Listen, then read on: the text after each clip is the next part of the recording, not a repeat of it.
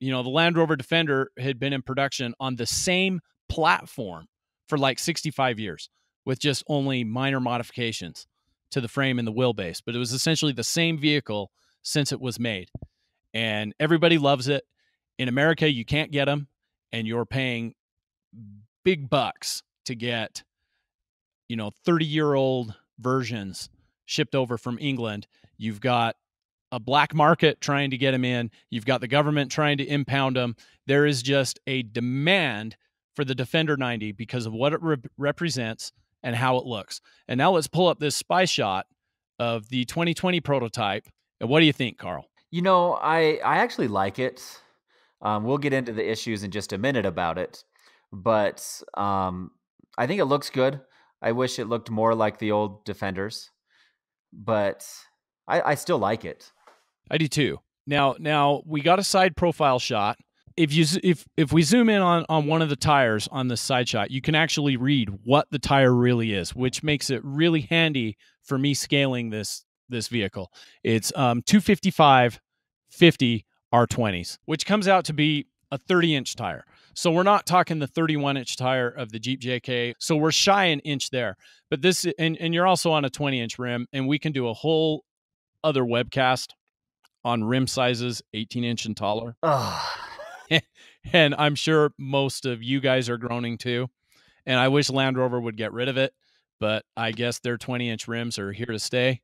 Hopefully there's an 18-inch option. The brakes are nice. And speaking of that brake, let's look. That brake rotor is not very big. No, it does not fill the entire rim. Which is not how current Land Rovers are.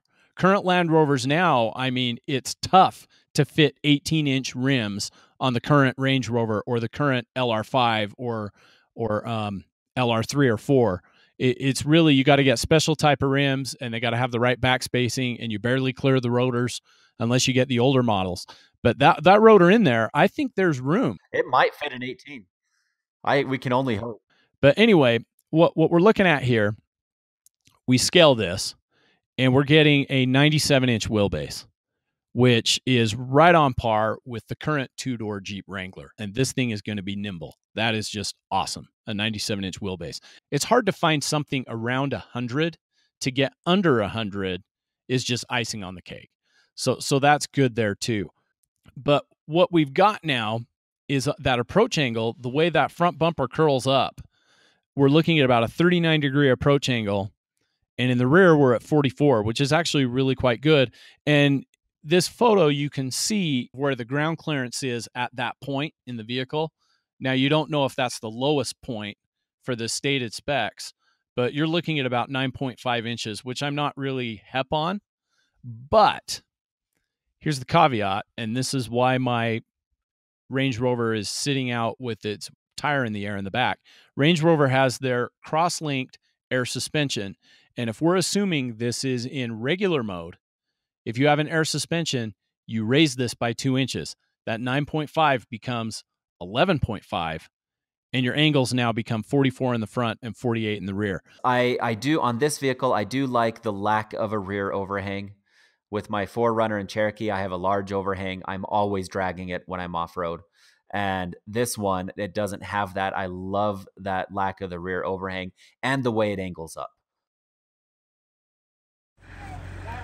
You're stuck. Thanks, Dad. When I first saw this, I thought this is what the Discovery 5 should have been.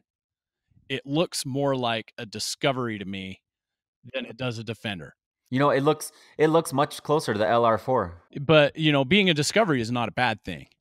We don't say that in a bad way. But what does bug me in a bad way, that it could be a deal breaker for me if I was in the market, is those white mesh attachments to the camouflage, which is very similar to the white mesh attachments on the camouflage of the Discovery 5, which was released a couple years ago.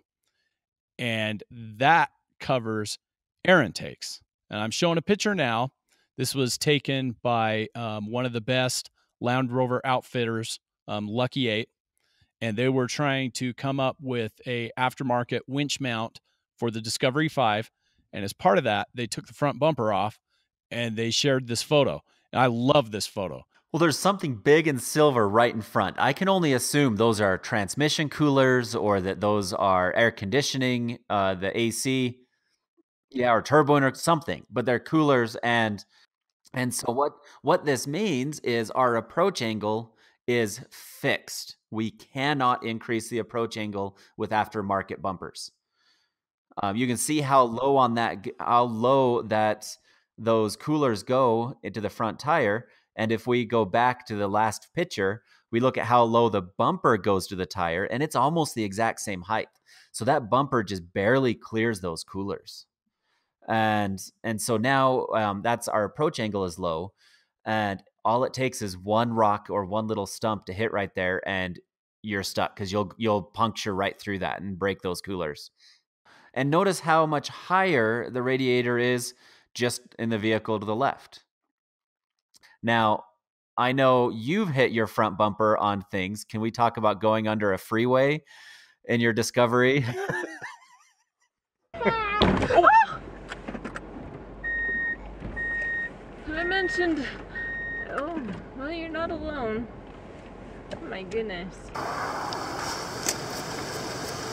That's at the end of Eagle Canyon, and you can watch our review of that. And I think the Disco 5 would have been fine if I'd have hit it that way, except I'd have scratched up the plastic. We joke about that, but the first thing we did when we bought my Discovery 2 was everybody was worried about the departure angle because of that big overhang on the back of the Discovery 2. But what is usually under these four-wheel drive vehicles, Carl, which protects those overhangs? There's a receiver hitch. Yes, you've got your receiver hitch. Now, what was really eye-opening for me when I first owned my Discovery is we were on easy Forest Service roads. I had the factory bumper, and I fell into a pothole. Boom. It hits. And I cracked my front bumper, and I cracked it multiple times, 7-mile rim, whatever, until I put on finally the Tactical Rover front bumper, and that solved the problem. Now, on an independent vehicle like this new Defender or the Discovery 5, you're limited on your articulation, but if that wheel drops, you can see it on that Discovery 5 photo. If the wheel drops and the vehicle tilts, you're going to hit the bottom of that intercooler.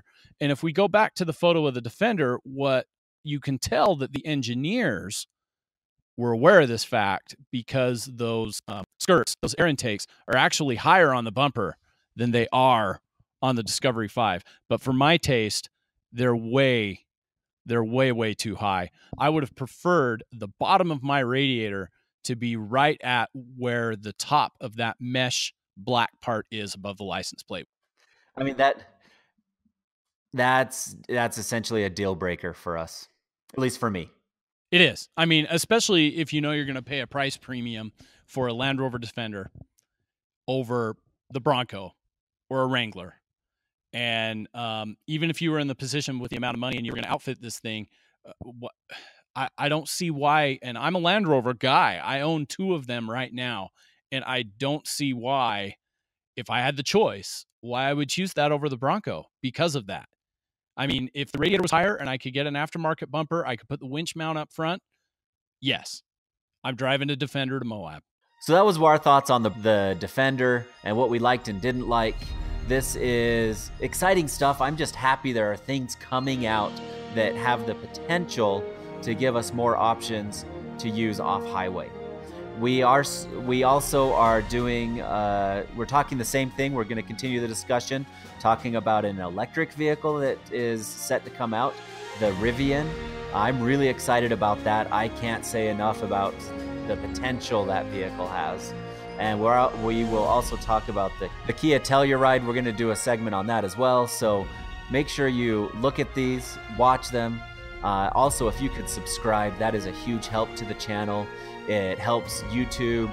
The way YouTube works, it promotes us more, so we get more visibility out there. So please like us, please subscribe, and stay tuned for more.